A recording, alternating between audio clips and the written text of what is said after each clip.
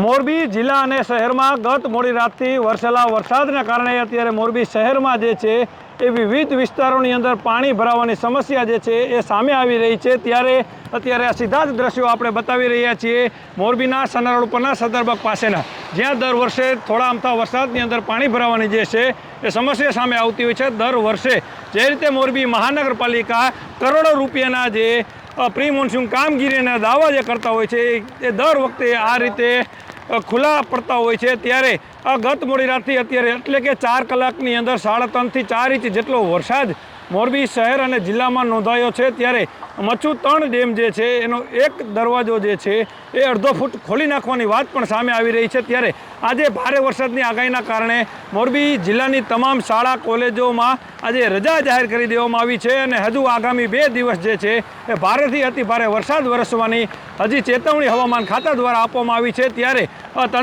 તંત્ર દ્વારા લોકોને પણ અપીલ કરવામાં આવી છે કે કારણ વગર ઘરની બહાર ન નીકળવું, જો જરૂર હોય તો જ ઘરની બહાર નીકળવું, નહીં તો ઘરમાં રહેવું। આ પ્રકારની મોરબી જિલ્લા વહીવટી તંત્ર પણ ક્યાંક ને ક્યાંક અત્યારે સાબદું બની અને લોકોને સાવચેત કરી રહ્યું છે। તો આગામી હજી 2 દિવસ ભારે વરસાદના કારણે અન્ય ડેમોની અંદર સ્થિતિ જે છે એ પણ આપણે જે હશે તે બતાવીશું। યોગેશ રંગપડિયા, મોરબી।